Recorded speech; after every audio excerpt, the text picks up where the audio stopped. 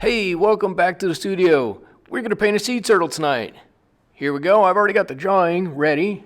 Here are my paints, my M-Gram paints in my travel kit. There they all are. Let me put that in the paint cam area. There we go. So I've pre-drawn this, and I've drawn this on Strathmore 500 series paper. It's all cotton paper. And I'm just going to get going with this. I'm going to jump right in. The brush I'm using right now is a Winsor Newton squirrel mop brush. I believe this is a size number 4. But I just want to get some color, some basic color on here. This is mostly just yellow ochre. And I'm going to get this going on here. There we go. And we're going to add some other colors right to this, a little wet in wet action. If we can do it before the paint dries. There we go. Just letting the paint run on there. Just getting a basic wash on here. Just nice and wet. Letting it go however it wants to. There we go. I think we've got everything done the way we want to. Like I said, we're just trying to get it nice and wet. Right now, a basic layer of water on there and paint on there. All right, I've grabbed I'm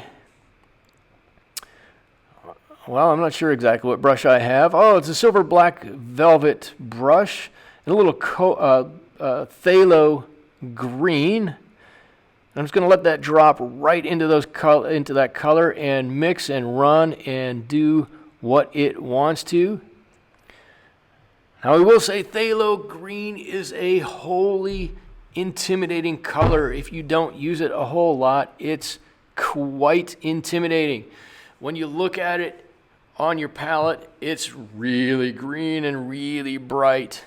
And when you mix it and you see how bright it is, holy cow, you're afraid to use it. But the thing about phthalo green, well, the thing about all the phthalo colors is when you mix them, it dulls them down, and they really do form some really nice colors. Okay, here I've got a little burnt umber and a little bit of alizarin crimson. I'm just going to throw that in, trying to get just a base of colors in here. However I think they need to go. Whoop, got a little extra water there. All right, I'm not being too particular. I do want to get some colors into a few places, but if they don't end up exactly right, I'm not going to sweat it too much. Some will be better than others, but it's all going to work out for us in the end. I'm just trying to not have any tied lines or hard transitions in here. There we go. That's a good start for us. Okay, so I've jumped ahead just a little bit, and my painting has dried. I'm going to go back into our colors here. A little yellow ochre, a little alizarin crimson. And I'm going to just add a bit of color to this guy. And I'm going to try to make his flippers look a little bit rounded here is what I'm trying to do. All right, I'm going to add some color to the top, add a little bit of color to the bottom, and give a nice transition in the middle. And it should give a little bit of depth to this. Right down his flipper to his neck. Same thing on this side over here. There we go. And that combination of alizarin crimson and burnt umber just make a nice, wonderful reddish brown that really mimics the skin on this particular sea turtle. I should say, I don't even know what kind of sea turtle this is. Could be a loggerhead or a green sea turtle, a leatherback sea turtle. Those are the only sea turtles I know. Could be the sea turtle from Finding Nemo for all I know. All I know is it's a great picture, and I wanted to paint this. I thought it would be a lot of fun, and it was a lot of fun to do. All right, I'm looking at the reference photo, and what I'm doing here is finding those areas that are darkest, those areas that are furthest away, and I'm beginning to darken those up. I'll get back, getting back to talking about painting rather than turtles themselves. And I want to darken those up to give it the illusion of being more distant. And you see I also was using quite a bit of blue in there, which pushes it back in the painting a little bit. There we go. And the underside of that flipper, looking good. I'm still using my silver black velvet brush here. I believe this is a number 8. I think that's the funniest name. It's a silver black velvet brush. You could have used a different name, but that's fine. That's fine. I always laugh when I say the silver black velvet brush. Okay. Now he's got a big bit of brown there where his nostril is. I want to re-put that one. If you had seen it or paid attention to it or noticed it when I initially put color on here, doing that wet in wet, there was a bit of brown up here. It's really dried pretty light. I'm going to put it back, and I've got it a bit messy there, but we can fix it. And if it doesn't match our reference photo exactly, that's totally fine with me. I don't like doing photorealistic stuff, don't like doing exact matches of stuff, but I do really enjoy just using it as a reference and taking the essence of it from there. All right. I'm struggling a little bit here with my paints. It looks like I'm putting a lot of paint on and taking a lot of paint off and not doing a whole lot of other stuff. But I'm going to get back into the swing here real quick. It's going to start looking a lot better. All right, the shell of this guy has dried. And now I can put another layer of paint on here to begin building this up.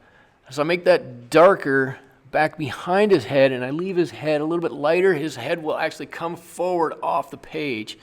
You can kind of see that there right now. I've painted around his head and neck. And just adding a bit of color here and there. At some point, I believe I'm going to notice that my reference photo has slid a little bit, and I will fix that. You'll be able to see what I'm doing. Looks like mostly what I'm doing is playing with the paint. All right, but in reality, I'm getting just a bit of this dark color, right? A little alizarin crimson, a little pyrrole red, a little bit of sepia in here to make a dark color where his skin is a bit mottled and he's got some marks on there. And that's going to help separate the neck from his body. It's going to help separate the shell from his skin. And you can see that in there. How all of a sudden now there's a middle portion. There we go. And I'm not painting that on his flipper at the moment. I'm painting around that flipper. We'll come back to that, of course. And now I'm going to make all of those cool marks, and I don't know what they are called, just the different skin. I don't know if they're giant scales or what on this guy's flipper. And I don't need to do all of the ones that are on the reference photo. Again, not my thing. I want to put a few on there. You'll get the idea that they're there. Your mind will tell you that that's what it's supposed to look like. But I do want to put a few of them on there. There's a little ochre, a little sepia, just blocking in some colors. We'll probably have to come back and darken these up in a little bit, but I just want to get some of these on there. And we'll do it on his neck and on his head, or hers. I don't know if this is a boy turtle or a girl turtle. But we're just going to get these on. And now we're going to do the ones on the other flipper. And this guy's really starting to take shape right now. Starting to come to life. The more we put on here, the more detail we add, the more this guy comes to life. It's looking really good. And back to darken the ones up on his left-hand side right now. All right.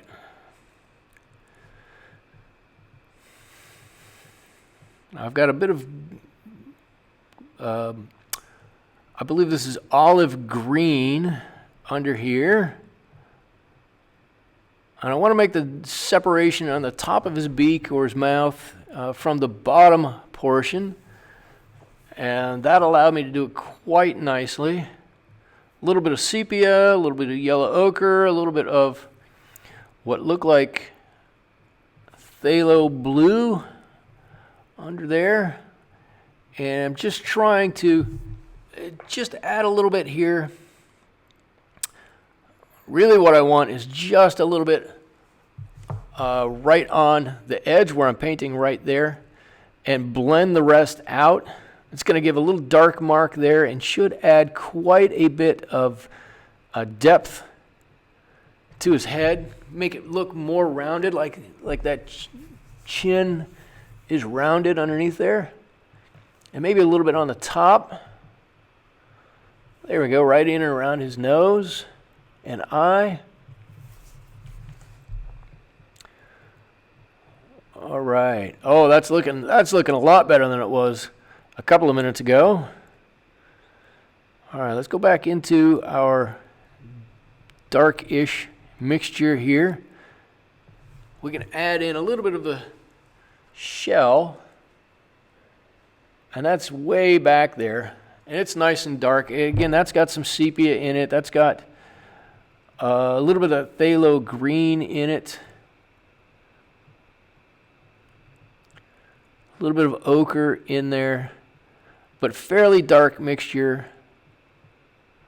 There we go, painting close to each of the individual scales or shells on, not shells, plates on the top of that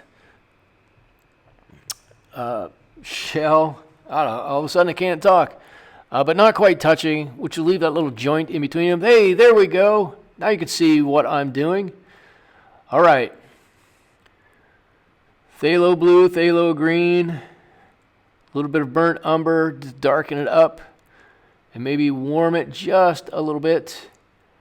And we got to get underneath that flipper. It's pretty dark on our reference photo, not so dark on my painting, but we can take care of that. Just add a little color and blend the edge out. Okay, I was a little scared to do this, paint over top of all of those spots, but they've dried enough that even if I do it, I'm not going to take all that paint off. It's not going to run. I might lose a little bit. We'll have to recover that. No big deal. But being a bit darker does make it look a bit better underneath there. And a lot of this I'm just dropping and letting the paint run against that water that's already there. There we go. And just making sure I've got a nice blended edge underneath there. And since this side is a bit darker, I better make the other side a little bit darker underneath. There we go. That dried and got quite a bit lighter. There, that's looking pretty good. And maybe, I'll bet you a little bit on his belly, or the underside of his shell anyways, I guess is the better way to say that. And there it is.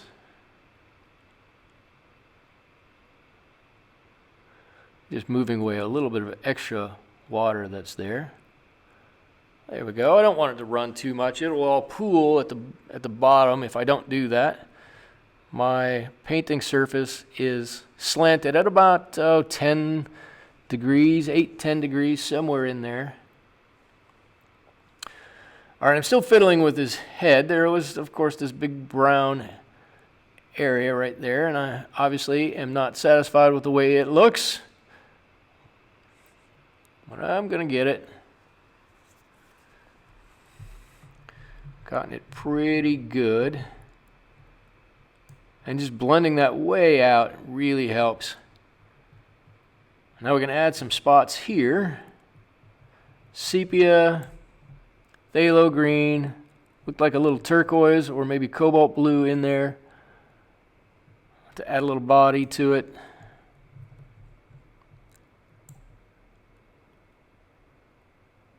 There it is. Looking good.